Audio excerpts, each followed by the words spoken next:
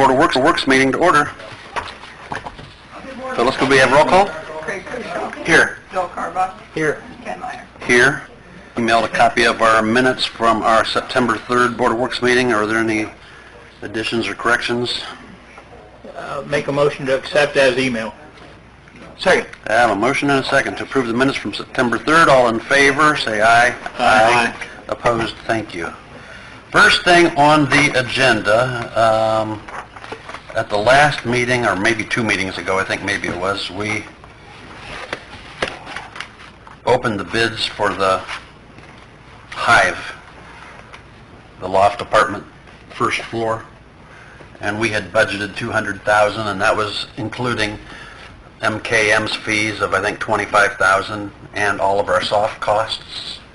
And the bid came in for construction only at $252,716, and we met with Zach Benedict from MKM when we went through a list of everything on that project, and we took a lot of things out. They had $20,700 of selective demo. Well, there is no demo. They had $27,000 basically, rounding it up, for shelving and cabinetry, and we told them to take that completely out of it, leave it as an alternate, that we could do that ourselves later.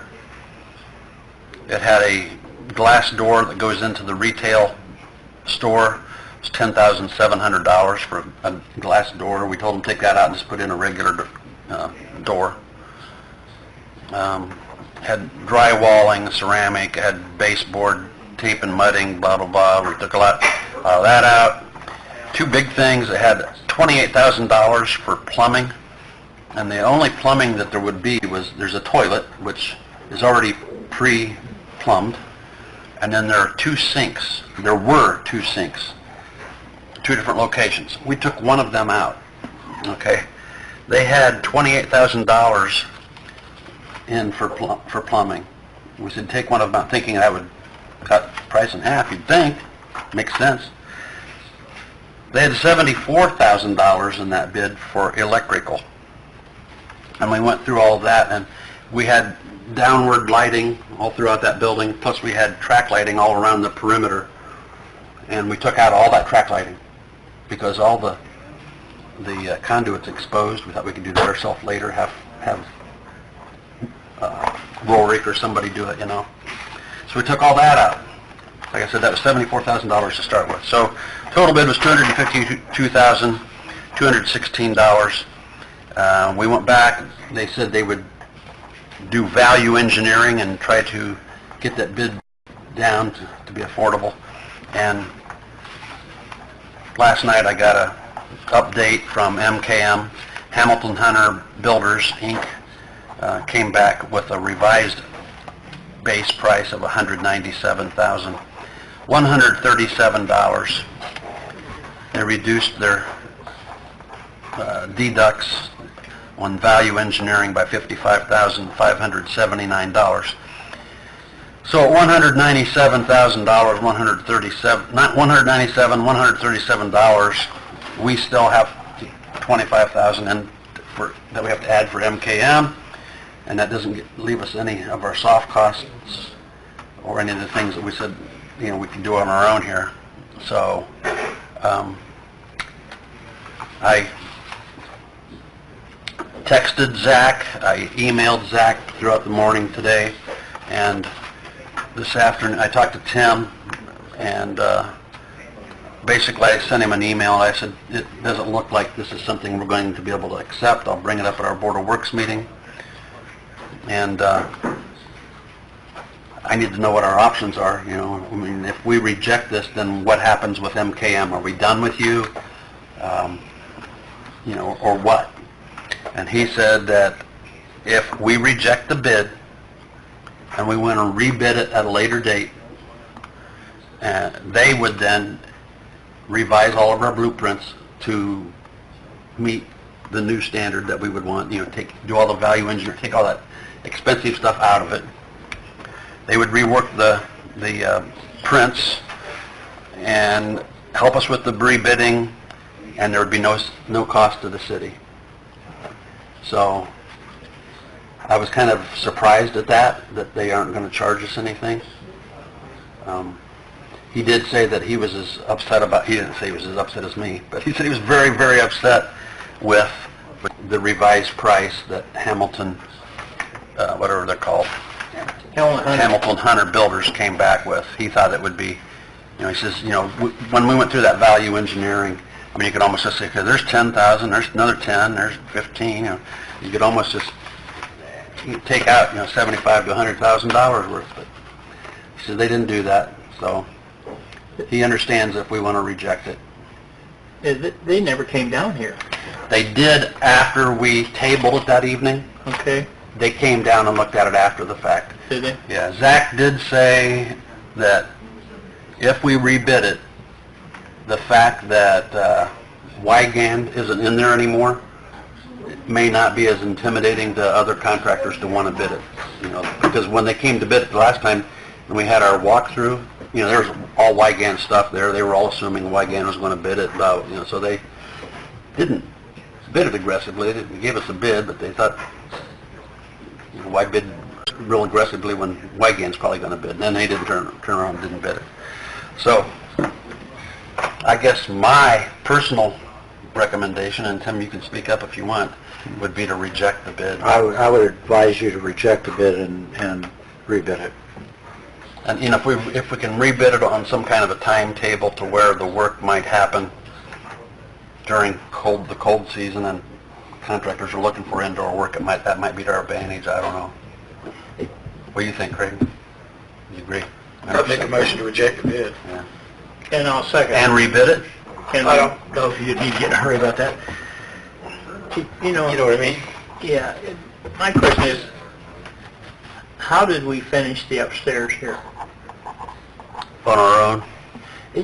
I know it's a lot of more work for Kurt, but I wonder if Kurt would be cooperative willing to go down and look at that and hire local contractors to do the work we want to do, kind of like we did the upstairs and finished it off. I mean, merely a suggestion. I mean, the upstairs looks very nice. Yeah, turned out real nice. I was It took a long time, but it did look really nice. And I don't know, maybe there's a time frame, but like you said, if you're willing to wait till the winter months, I'm sure we'll find some people that would be willing to do it. I mean, how many different contractors did he have to do the upstairs? I bet 3 or 4 he got it done. Well, there were electricians and plumbers, and he had the guy that helps Corey over here do drywalling. Right. I think Campman's did some work up there. 3 or 4, like I said. If you get 3 or 4 people in there and you Phyllis? know what you want to do. We had put in heating and air Yeah, up there. yeah. Silver hearts, we had silver hearts. Then We had... appliances, you're using Mr. Planners. So I guess we have the contractors we know who will help us, right? And get done what we want to get done. Is that fair? Mm-hmm.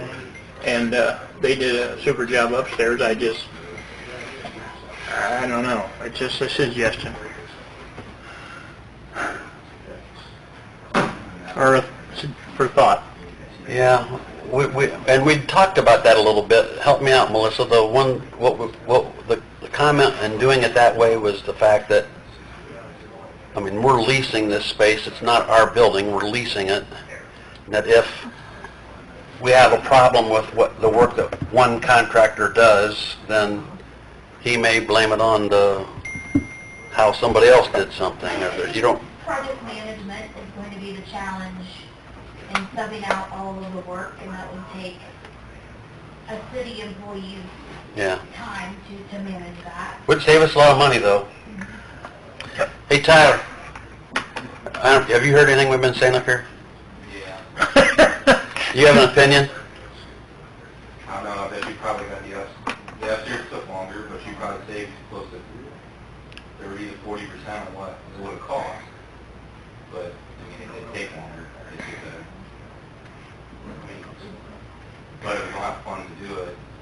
now. It takes longer, it doesn't matter, it takes longer.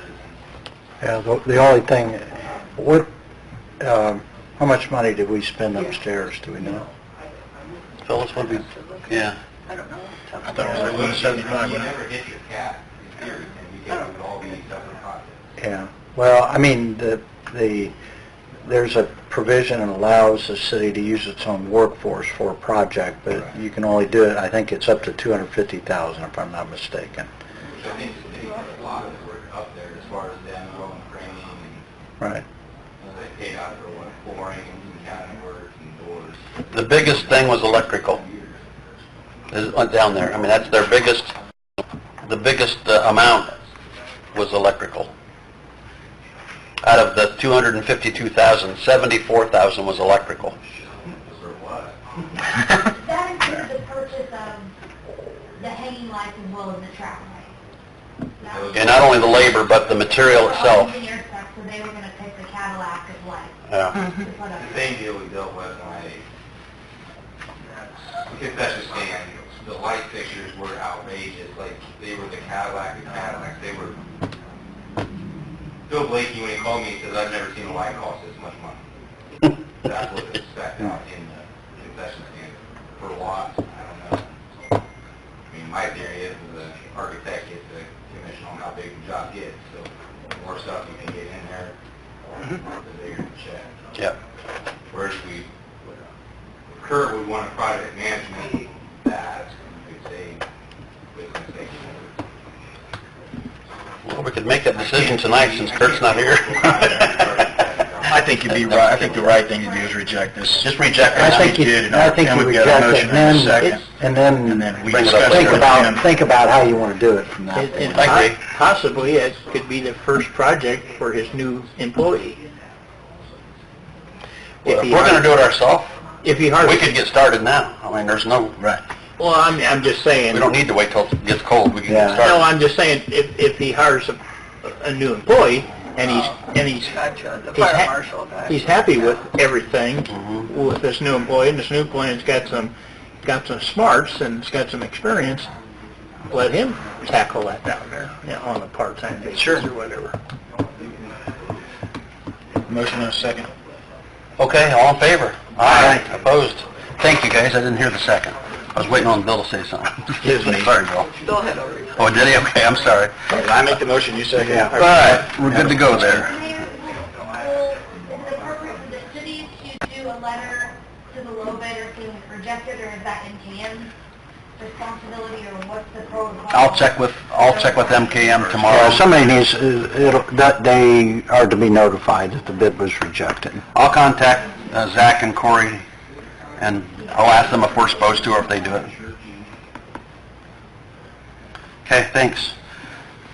The Finish Line property, I call it Finish Line, I guess that's the name of the company that owns the Riverview. The property around the main lift station, Carrie's worked on it. Don's done a little research. Les has done a little research. Tim's done some research. And basically, the southern part of it, if I guess that's the part I'm going to call the southern part, as you turn on the Monmouth Road off 2nd Street, that first section there, if we can buy it, we probably should, because of all of the various easements or sewer lines, whatever that's running through there. And then the northern part, which is where they put all that stone down to get down to the river, Les sent me an email that says, in the only way Les can say it, a lot of words. During recovery efforts during the Buckeye pipeline spill, Buckeye created an access road or drive on the Finish Line property to allow access to the river to move boats, placing booms, monitor equipment on the river, etc. When Buckeye demolished the operations of recovery and monitoring, they asked me if the access road should be removed, or would it be beneficial for emergency personnel to have a stone access road for later use to access the river. Since most of the time the log jam on the Monroe Street Bridge makes it difficult to get through, and with our only boat launch being Kikianga, having a second access further north was beneficial. We sought approval and was granted permission from Rod Rinkenberger with MRBC to leave the stoned access in place and make it part of our flood mitigation plan with the Adams County EMA office.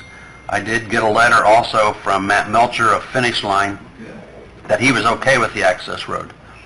Buckeye also wanted verification from the property owner that we're in agreement, yet the stone access road will be of benefit should it need be access to the river with rescue boats or hazardous material boom placement in the future. So, then he also sent me the note, the letter that Matt Melcher said, saying, accept this letter as approval from Finish Line Investments that we agree to allow the city of Decatur to leave the stone drive in place that was installed by Buckeye Pipeline. And Don's comments was, I have done work in this area before, and it's not possible to stay in the easements that are shown because of the depth and location of these lines. I think it would be in our best interest to try to pursue purchasing this property. Carrie, you got thoughts?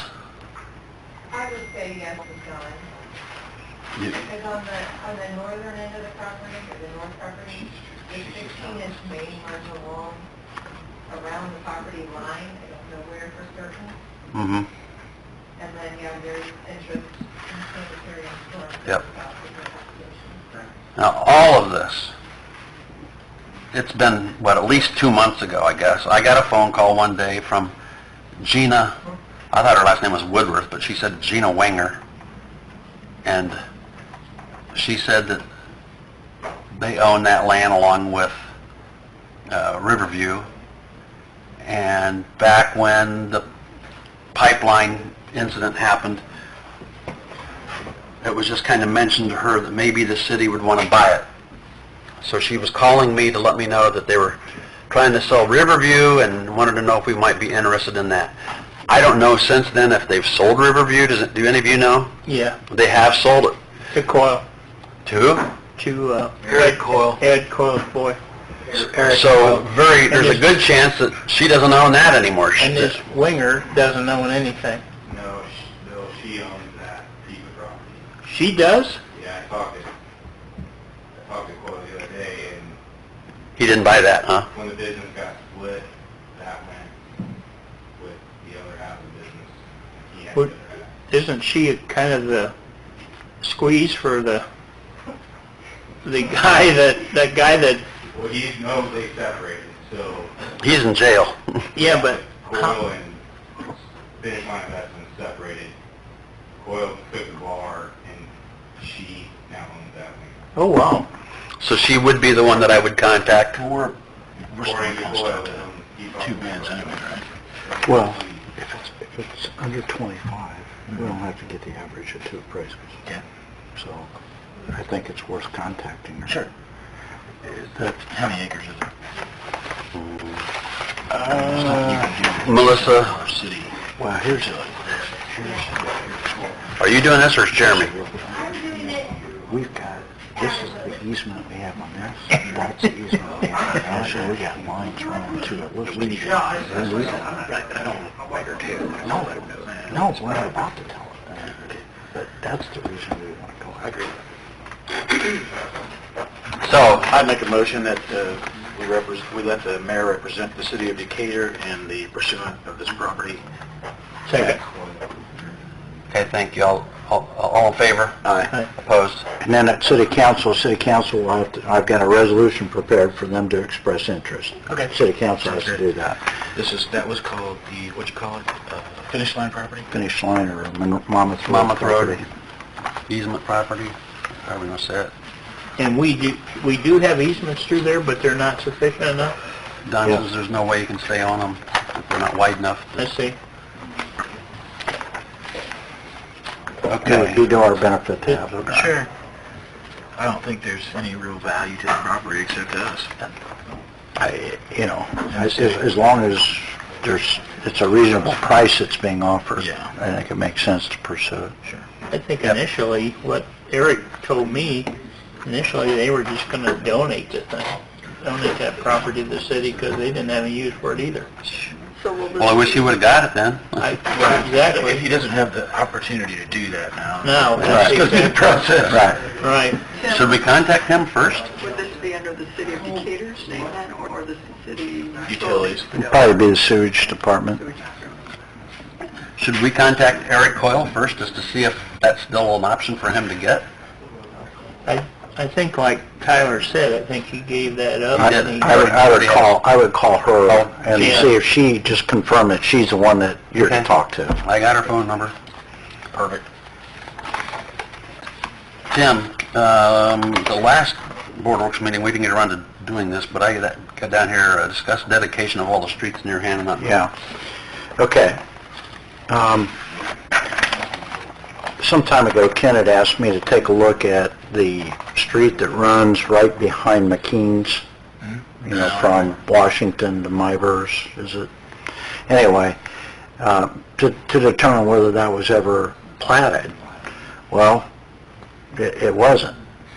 The deed by which the city acquired Hannah Nutman came from Oliver Hannah, who married Mary Nutman. That's how the name of the park. Okay. Imagine that. So the Mrs. Hannah passed away. Mr. Hannah deeded the property Right there, to the Mark. city, and in it, it was dedicated to be used for park purposes. And if it stopped being used for that, it reverted back to his heirs. Okay, and it was to be named Hannah Nutman. And the other thing that he did in the deed was that the grantee, the city of Decatur, was to dedicate a strip of land on the west end, 60 feet wide, and on the east end, 60 feet wide. Well, that was never done. Okay? And in addition, because of the way we're reconfiguring the streets, you know, I don't know that those streets were ever dedicated. I think those were just put in over time. So what I would recommend is that we actually, once we have clearly identified the location of all the streets, we dedicate those streets with 60-foot right-of-ways on the east and the south end, or the west end, I mean, whatever width you want on Myber Street and whatever the street was that went out to Washington. The street on the west end that ran from Mybers to Washington by Devil's Backbone area, that was Lawrence Beal Drive. Yeah. But You got Mybers and you got Washington, but that part you see right there on the TV screen, that has no name. That's not well, Bill gave it a name. What'd you call it? East Street or something? Lawrence Beal East, Lawrence Beal East. just to get the stop signs in place Yeah. and everything. But that's not even a street. That's, Well, it looks like the line goes right through McKean's lot. yes, yes. We have the print back there in the survey from when Miller worked on that project. Mm-hmm. You can see the pin even if you go out and look. Corner property Wow. pin's right there. We'll clean that For mess this up. whole entire property.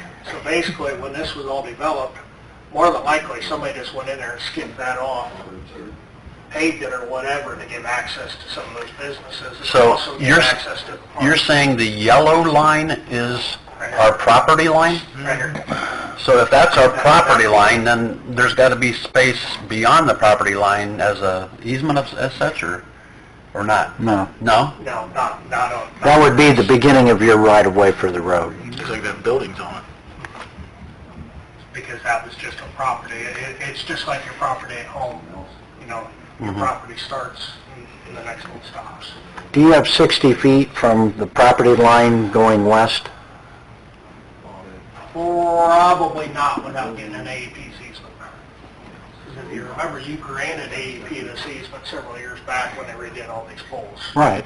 I believe that's going to be probably fairly narrow. I don't think you're going to get quite 60 feet out. You may. I just have to go out and measure it off the property. Okay. To see. You're probably 30. Back up a little bit here now. The, Melissa, go up some, or pan out some, one of the It's other. no, you could still have a 60-foot You could, right-of-way yeah. It's just, you put your road where you want in that 60 feet. Okay. I understand it better. And the other thing I'll point out to you, Beale Street, or whatever that little jog is over to Washington, that's not what we're talking about on the west end of this property. It's actually back further into the woods. Really? There is a road back there. I know. That's what I'm saying. What's a trail system? There was supposed to be a 60-foot wide right-of-way planted on the west end of that tract. Okay? Don't tell Mr. Hanna. Well, and also, the benefit of doing this and getting all this situated is anything that we show on our inventory with NDOT. Right, the increases, right. One, you do get a little bit of money for, but what we're running into on these community crossing applications is we're finding streets back in the late 70s and 80s that was never really dedicated.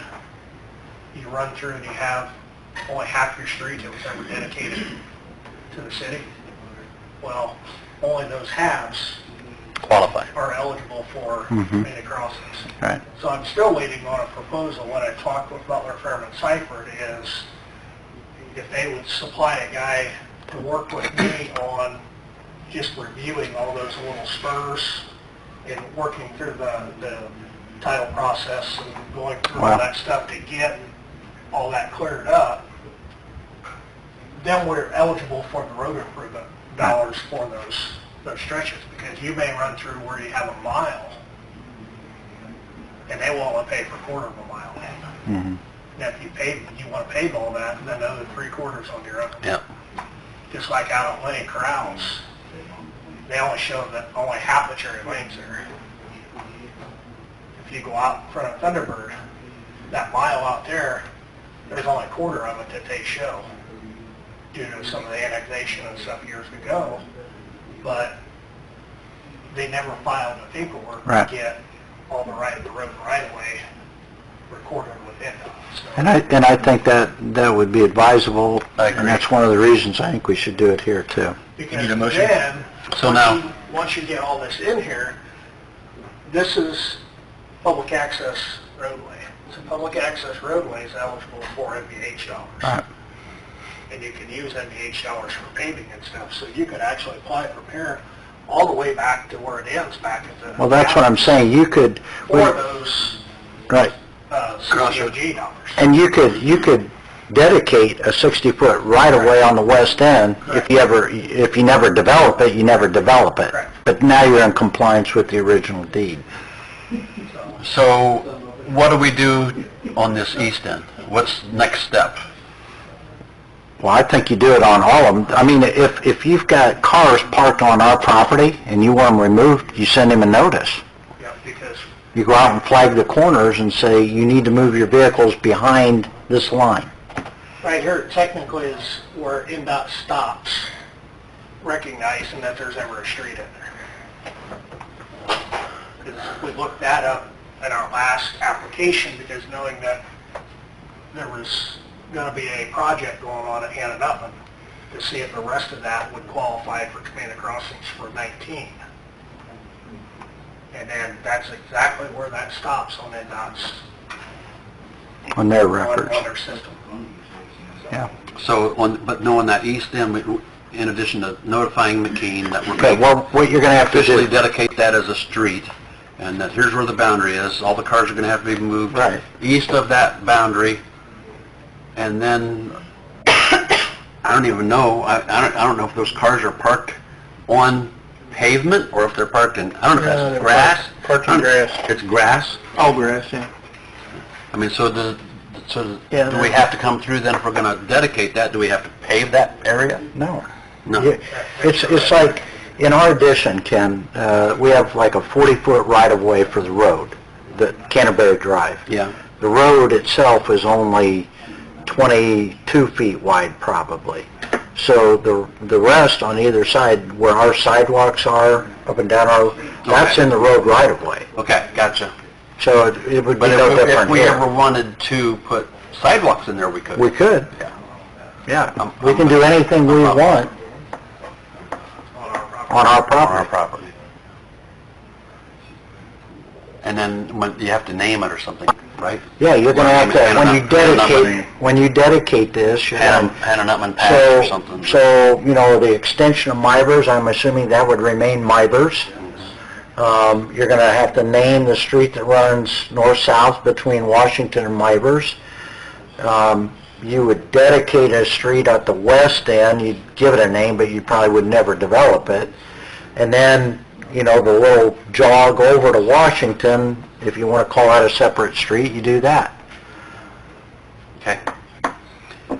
So, But what you're going to need to do is you're going to have, probably Brett would make the most sense because he's got a lot of the field work done, but have him identify the right-of-ways that we're going to then dedicate. I think a lot of that is probably already completed through his initial survey That's what I'm saying. from the project, and then... I would think he'd be able to do that fairly inexpensively. so is that something that you can head up? Yeah. Okay. Need a motion? Yeah. Make a motion that we follow through with this to get the deeds lined out for roadways throughout the city of Decatur. And for Jeremy to proceed with... Up to you. Yeah. And it does, like Tim said, it does have to have a name because NDOT won't accept a street or an alley without a name. That's why we don't get paid for alleys, because the alleys not are not named. named. Yeah. We never receive any money for alleys. Okay. Well, I like east and west Beale Drive. I'll second it. I'll second it. Did you have a thing for Lawrence Beale back in the day, or what? Okay, you seconded it? Yep. All in favor? Aye. Opposed, thank you. Approval of change order number 2 for Fleming Excavating. Jeremy? Melissa, this is Phyllis. That's Melissa. We did do it, was it? Doing all of them. All the whole city? Yeah. Well, that's, Probably a month. wait a minute.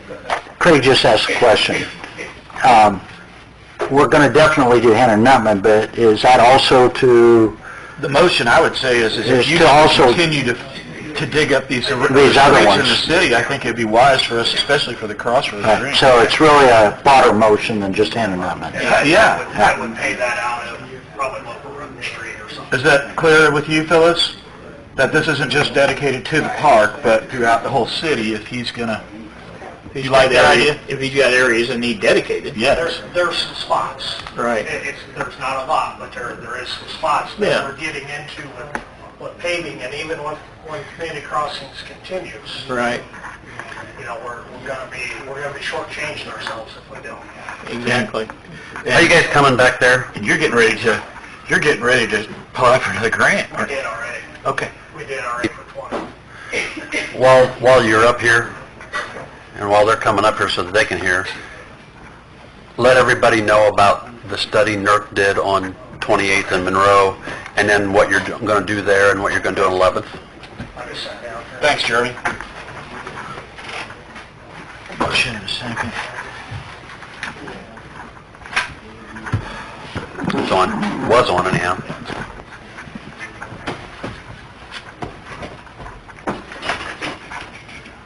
Okay, change order. Oh, you want to do that first? Yeah, is that what we're up? Change order number 2 for Hannah Nutman is $7,896, and it looks like it was mostly overtime. This was that time when they were getting into the digging and having to haul stuff out and whatever, buried trash overtime. That's actually about half of what I anticipated it to be. I really believe Greg cut us a little bit of a rate on that one. Appreciate Greg, man. So I compared it to the original one that we had on change order number 1, and it should have been really close to change order number 1. Okay. So $7,896. The work's already been done. Make a motion to So moved. approve it. Second. Thank you. All in favor? Aye. Opposed? There's that, Phyllis. I did receive, I haven't had a chance to talk to you about it, but Greg and I have been talking the last couple of days with his accountant being out on medical leave. Greg and I has been going back and forth through the project, figuring out what we did, what he did, and all the credits and stuff. So I'll be working with Phyllis over the next couple of days, and you should have a final bill for the project, probably early next week. So we are over a little bit, but it's not that bad. So Okay. the majority of it was the stone that we in the end couldn't supply with all our projects and stuff that were going on, but we had some pretty substantial cost savings on some things that we took care of when they couldn't get back, so it could have been far worse than what the figure's going to be that you see. So, Okay. You might as well stay right there because pretty much everything through the end of the meeting's going to involve you. Talk about 28th Street and Monroe Street, if you would. Okay. For years, off and on, we've had a couple hot spots on some traffic accidents. One being 28th and East Monroe Street out at Thunderbird. The other hot spot has been at 11th and Elm.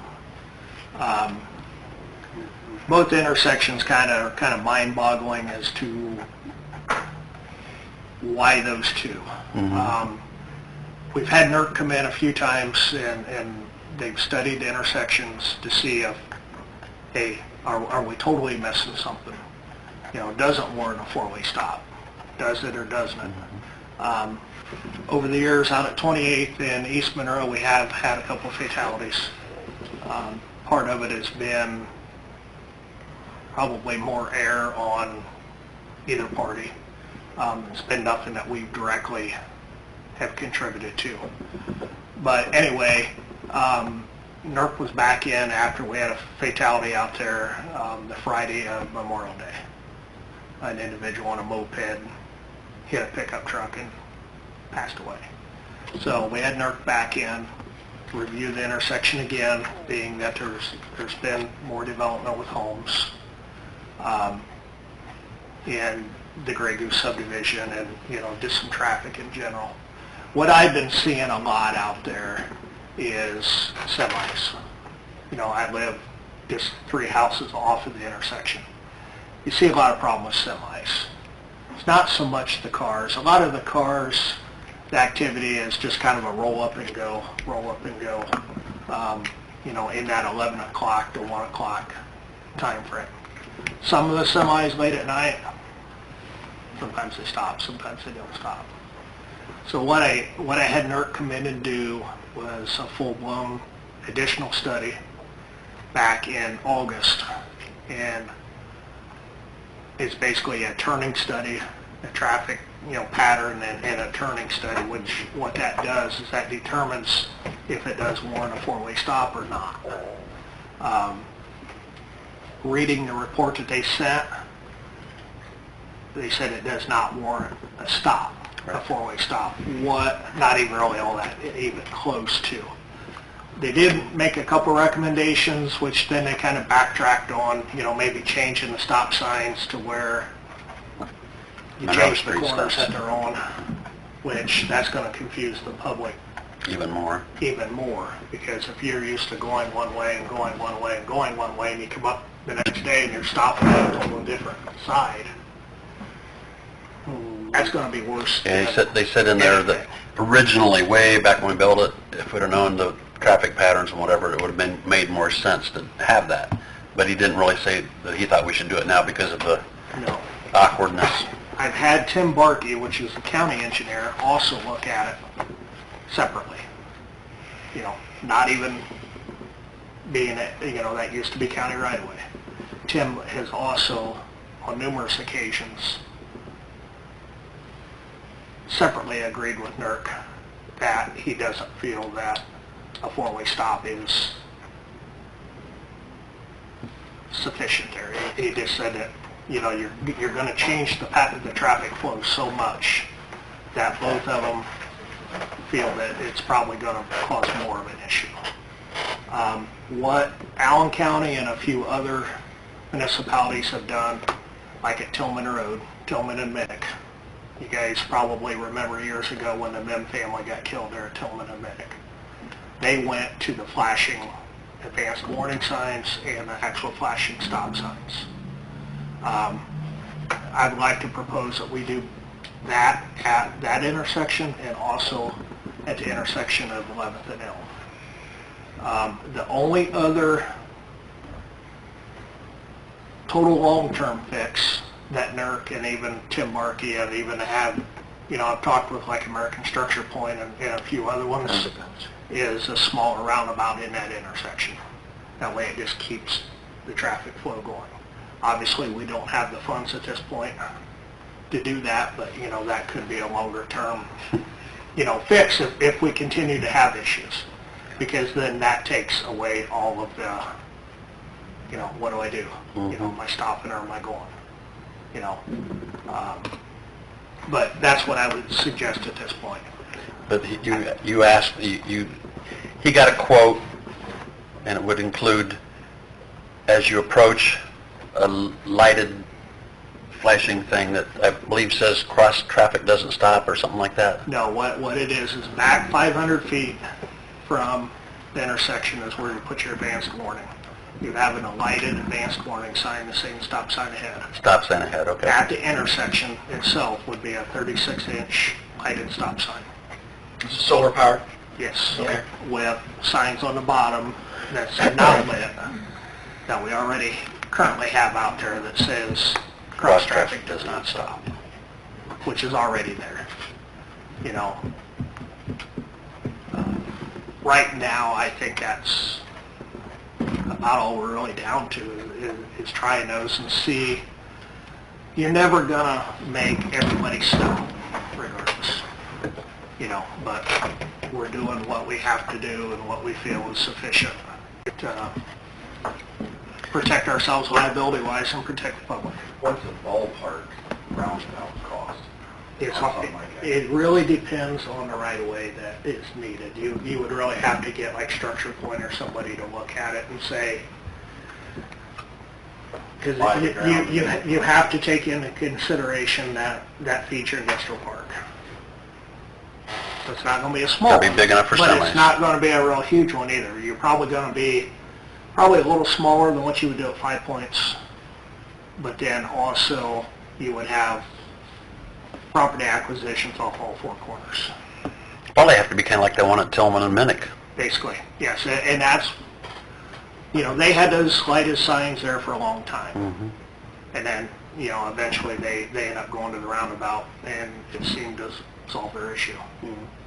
Allen County just changed in Adams Center, the intersection, Tillman. They've now, actually, they did a four-way stop with the lighted signs on all right there before you get to the landfill area. Yep. Really? Okay, at Paulding? Yeah, I think it was called. Yeah, it used to just be one, that's a bad intersection. We drove it for years. And 28 to be exact. And it seems like we go back and forth as to where the hot spots are, but anymore, like I was telling Ken the other day on the phone, it seems like if we're not having problems at 11th and Elm, we're having it out there. And it seems like it's been more frequent at 11th and Elm, but they're not always as severe. We get car rolls over and stuff, or vehicle rolls over at 11th and Elm. But we've had, in my 23 years of being associated with the fire department, we've had a few fatalities out there by my house, or by Thunderbird. I use 11th Street quite a bit, and I don't know, there is always something there that has a feel that all of them, everybody should stop. And I know it's not set up that way, but it... And you often wonder, coming from the south, since you go a fairly long distance there and there's really nothing there, if they just get kind of in a daze. Today, I went past Drew Place, going west, was going to turn on 11th, had my blinker on to turn on 11th. A car came up to 11th, stopped, pulled right out in front of me. So I thought, oh boy, here we go. Jeremy's right. So, like I said, we can only do so much, but, we just need to stay up on what we can do and hope for the best. Jeremy, why couldn't we put four-way there at 11th and Elm? You would have to go through the same study, and they didn't study 11th and Elm Do we need a motion? in August, but they studied it I 2 already years okay. ago I when just we wanted did to it, report on it. and they didn't call for it then What's the study? What do you call it? at that one. concur with it. Yeah. Yeah, I had already approved this with Jeremy. He got the quote. I asked him if he had the money in his budget. He said he did. I said, go for it and get it ordered. So if you just want to make this a matter of record. Yeah. I'd like to make that a matter of record. Thank you. I will be Second. going Bill to a seconds. conference next week, so I can get to the second quote for it. I don't have the one so far. Jeremy and I have talked about solar-powered flashing lights, because I've seen them around Fort Wayne. Oh, and then in addition, you got them in, or They're you're expensive. getting real close to putting the ones up on East Monroe Street that we have as well. So I had a motion and a second that we make this a matter of record. All in favor? Aye. Thank you. Next thing, Jeremy, Koshaw did. parking at the courthouse. Yeah. We, Pull the courthouse up also. On 3rd Street side. I went and talked to Judge Kukahan and Prosecutor Brown about changing the parking at the courthouse, and ultimately, when it was all said and done, we decided to have Jeremy and Sheriff Mayhor go out and make a decision. And so he has met Dan Mayhor, and I wanted to run it by everybody tonight, especially Cam, since he has a business right there behind the courthouse, and get everybody's opinion before we do anything. From what we wanted to do is do away with the parking out in front of the courthouse, just to make more parking on 2nd Street. There's not that many trials where they have to transport people to the courthouse anymore. And when they do, It's right there, if you could blow it up just a little bit, or at least come back so we can see Court Street. I can explain it over that. Okay, right there is fine. you're going to go to the satellite view. It's up at the upper right, that little layer thing. There you go. There you go. There you go. Okay, Dan and I have been talking back and forth, and I also talked with Jeremy Brown a time or two. Kukahan just very briefly a few weeks back, but Dan and I met again over there today and took a look at this. And what he would like to see is just everything flip from the east end to the west end. If you come around the corner here to about the yellow line, or where the yellow line ends, what they would like to do is start the parking stalls and only go to this point, which is the sidewalk that goes up to the courthouse, leaving the rest of it onto Madison open. Now, all of it is no parking for the public. Correct. Just from the yellow line to the sidewalk would be parking for police during trials or whatever. So you Police would parking have- only. You would have roughly 60 to 80 feet there off the corner. Enough room for 3 or 4 cars. That would be available for police parking only. Dan really prefers it to be there. We talked about Madison Street. Madison Street was thrown out a few times with the angled parking. In order to get the prisoners out of the back seat of the car with the cage in there, the door has to be all the way open, which you're going to take 1.5 spots per parking spot to be able to do that. And there was also concern with the very few times that they would use that, is you're taking up some parking there, and then also security for an example, like the case they have going on in Bern now, of a victim or a victim's family. Murder trial. Pulling right up beside of them as they're trying to get that person out of the vehicle and taking them up to the court. This is more of a straight shot. They can come down the sidewalk, go straight in the courthouse. Out of the passenger side of the Out car. of the passenger side of the car. It's identical to what they have on Second. That, like Dan said, as far as he knows, has worked well for many years. What we would do is, if this is approved, is basically mark the parking stalls from that point with the signs up, police parking only, like what's out front, and it would just be reserved for them only. Cameron, comments? No, there's a lot of conversation that's going around about removing parking in front of my building. I thought, well, wait, that's a long shot from where we started. Mhm. But, no, this is, honestly, yesterday, the sheriff parked prisoner transport right there. What we're talking about? Mhm. And I was wondering if they were just trying this out, and there was a car parked on the other side, right in front of me. The cars were getting through, there was space, so it really was not a concern. I pulled out of there, and it was no concern. I tried to take a picture for everybody, but that's when they were bringing the prisoners back out, and I thought that would not be appropriate. Also, like, They don't use it much. also, like we talked this morning, by stopping it here, this does leave your entrance open to come out. I will say, and I was talking to Jeremy about this too, I mean, I'd say 2 or 3 times a day, somebody's pulling and heading south on 3rd Street off of Madison. Yeah. So I mean, there's signs there that says one way, do not, but I think this will help, even if there's just, especially if somebody's parked there, but yeah, it's every day. So what is it, if we're in agreement, what's it take to make this change? I need to do an ordinance that authorizes parking on the east side of, you'll have to give me the distance, on the east side of The courthouse? 3rd Street, so many feet from the intersection of 3rd and Court, north or northwest, so many feet. Does it also then have to amend our former ordinance so that we can start parking in front of the courthouse? Yeah, we'll want to... I don't know, I looked in the, I'll have to look again, but I don't see where it's designated for police parking only. Yeah, it is.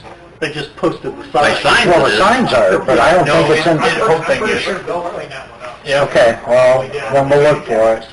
I gotta find it in the ordinance. Chris, you got any so I comments know on where this? to take it out.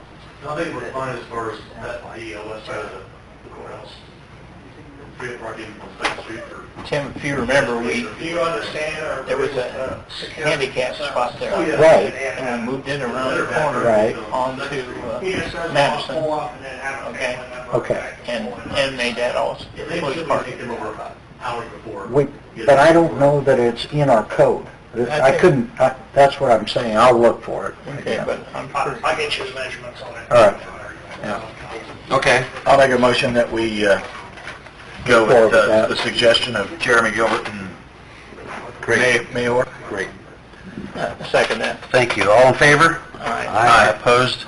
Thank you. Thanks, Jeremy. Appreciate you taking that and doing that. We got a change order number 3 for TG Concrete.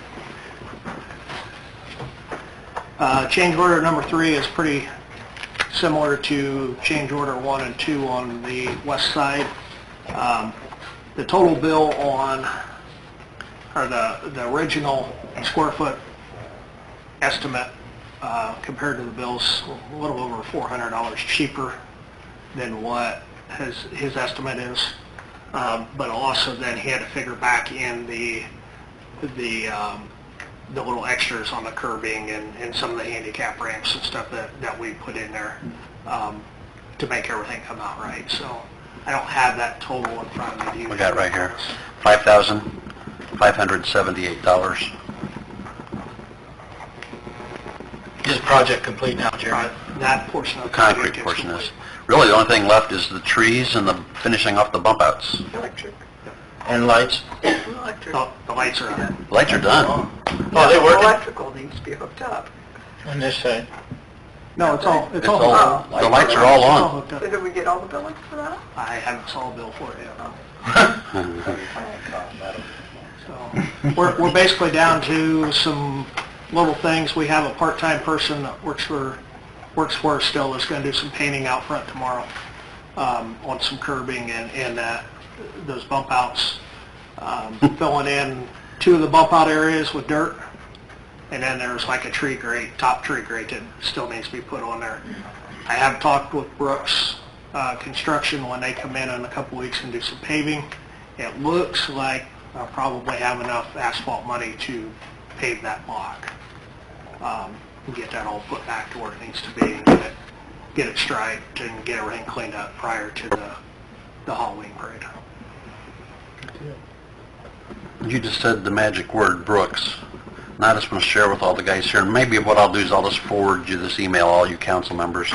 But, you know, we've been waiting on the paving.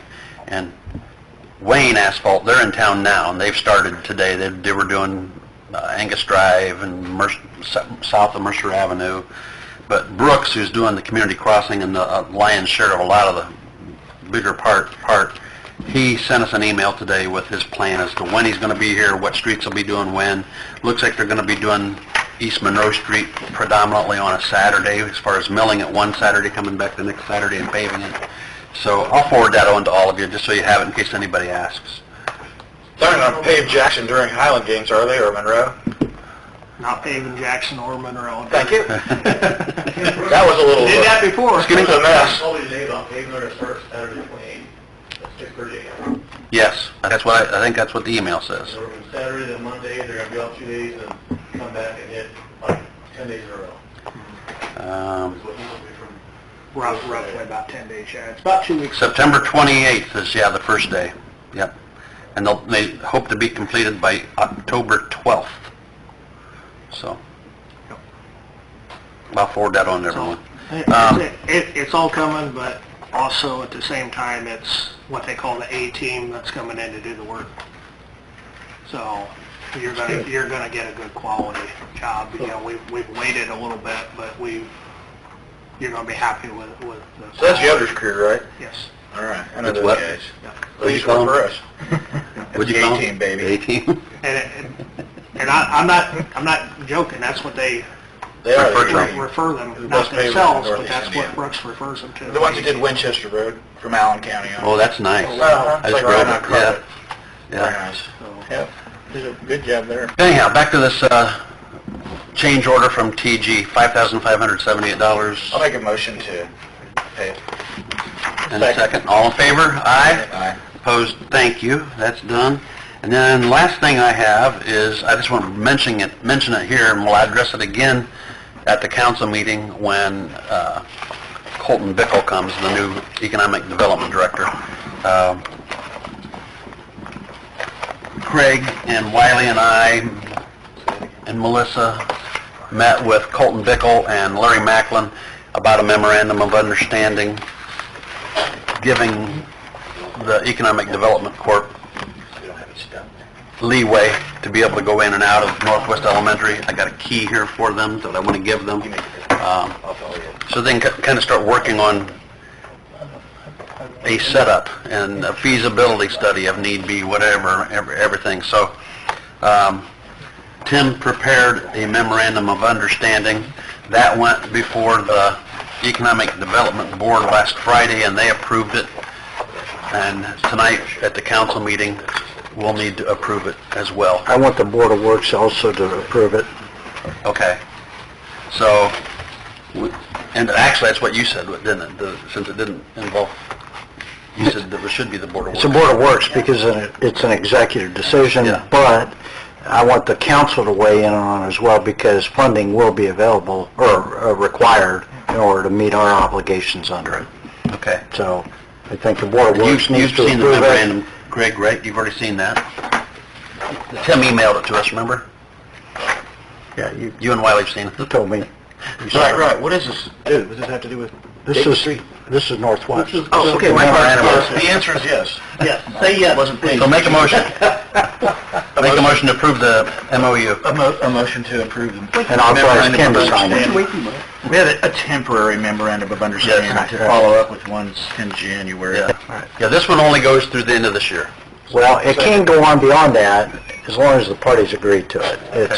You can terminate it at any time. Second. I'll second. Bill seconded it. All in favor? Aye. Thank you. Thank you. And then we will revisit that at the council meeting just for okay from council.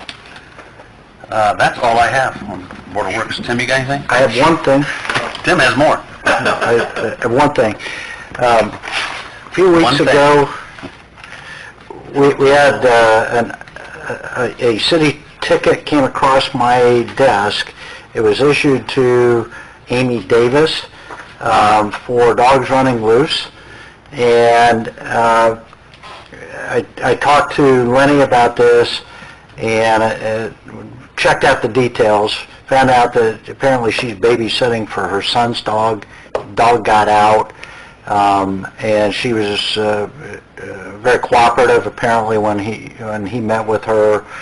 So Lenny and I talked, and I told him that I would go ahead and just issue or send her a letter and say, look, we don't have any more of these tickets for a year. I'm going to sit on this. I'm not going to file it. And if we don't have any more problems, then, I'll just tear up the ticket. And Lenny was fine with that. So I sent the letter out. About 2 weeks later, I get another ticket on my desk, the same thing. And apparently, this time, from what I understand, there's, I don't know if it's a deck around a pool or whatever, but the dog gets up on top of the deck and literally jumps over the fence. So before I go filing anything, I just want to bring this to everybody's attention, and whether I do it or not, I want your direction on it, because... What's the cost? Let's listen. Well, Miss Davis, I think, is the daughter of... Somebody we get letters from regularly. Mr. Davis. Oh, my gosh. So... Do it. So I didn't want to... Amy. What's the cost? Dwight Davis. Grandpa, I believe. Or Grandpa, maybe. Grandpa, Okay, but, I mean, if I file a It's just going to give ticket, him another reason to be if I sending file more a ticket letters. with the court, the fine that we collect is minimal. It's the court costs that are expensive. The court costs are close to $200. And the fine is probably $10 or $20. So, Does it have to go through court? yeah, you can't, that's why I did this the way I did it, because I was trying to defer it, not stir up a hornet's nest. Probably should make a donation to amendment. Well, the only other, Dog park. Doesn't she have a daughter just graduated from high school that was a real good athlete? Yes. Her daughter played softball and volleyball for Belmont. I like that idea. Dog park. well, what, Oh, you mean the fine? Instead of taking it to the court, why not we just do that? That would be what's all right. that? Any Tell them they- fines that go along with animals, go to the dog park. That's what they really need. Yeah. Either that or put a chain on that dog that's jumping over the deck into the pool. Yeah, Jim, just change things. Yeah, I just right. Change the law, Jim. I wish I could. But You're between a rock and a hard spot. I don't want to create issues, but Oh, you tell will. me, well, I know. The only other thing that I suggest would be possibly sending her a second letter just saying, get the dog out of the city. If it's not, then I'm going to file the tickets. Yes. You want Kugelon to weigh in on this decision for us? No. No, because then if he knows about it, he can't serve on it. Never mind, stay out. He can't preside on it. I didn't hear it. Time for you to leave the room. So, I'd say give it a warning. I mean, are you guys okay with that? Yes. Okay, I'm just going to send her a letter and say, we've had this problem, it's created a nuisance. I'm sitting on 2 tickets, the cost to you is pretty excessive.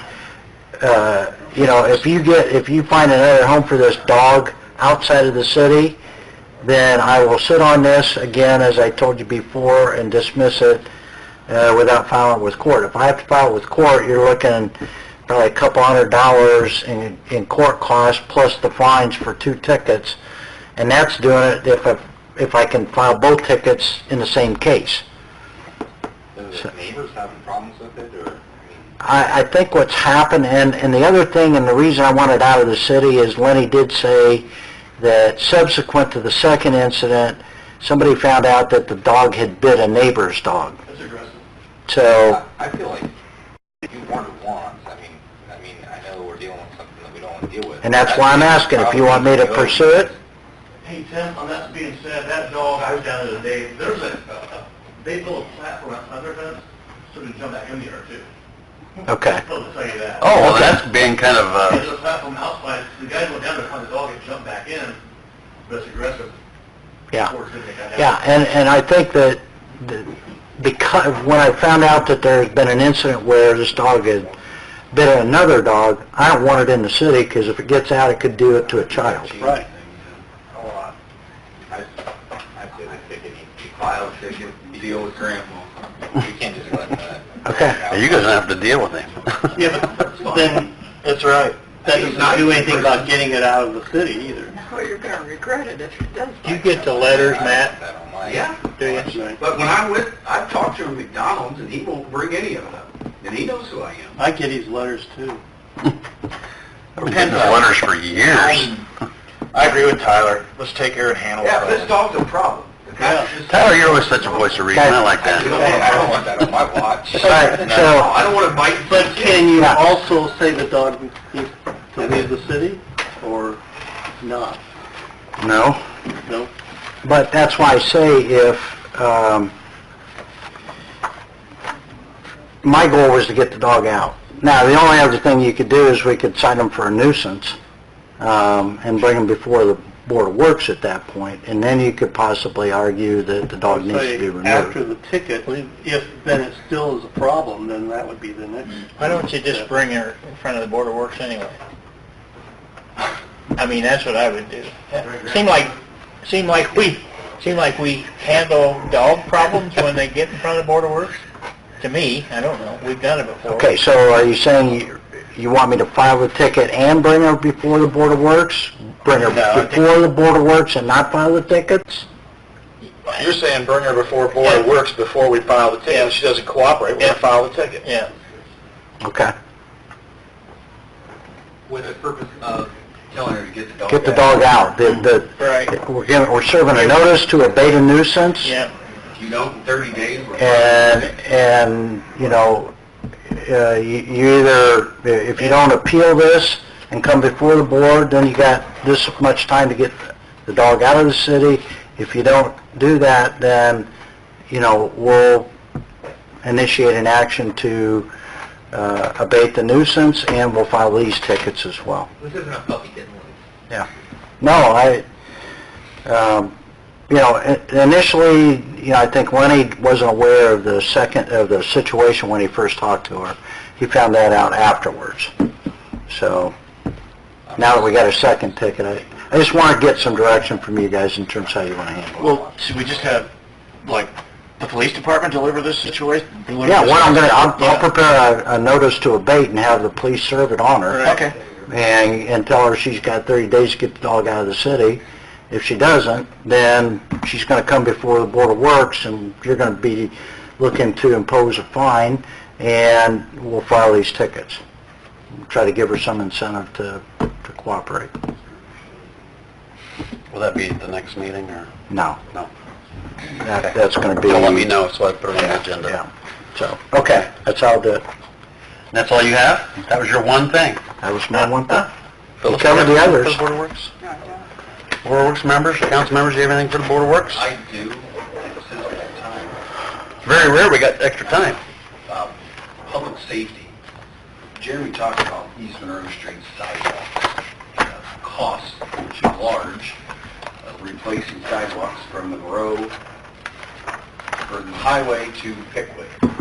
Is that something we want to budget for and do all at once? Is that something we should tackle a section over 2 or 3 years?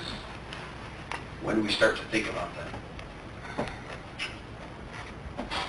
My only question would be, are there places in town that don't have any sidewalks that need, I agree, they're horrible, but are there places that don't have them already that need them? Like 17th Street? And if so, we need to talk about those places too. The worst thing about those sidewalks is the doggone drop-offs into the driveways. The worst part I mean, I go out- to the school entrance, because it's the bumpier. Jeremy, didn't you present somewhat of a plan to us? Yeah. Well, you just presented somewhat of a cost. You ran it through your head. $300,000. Long term, short term, or no term? Both. Long term, don't hold me to these figures, but it was like 130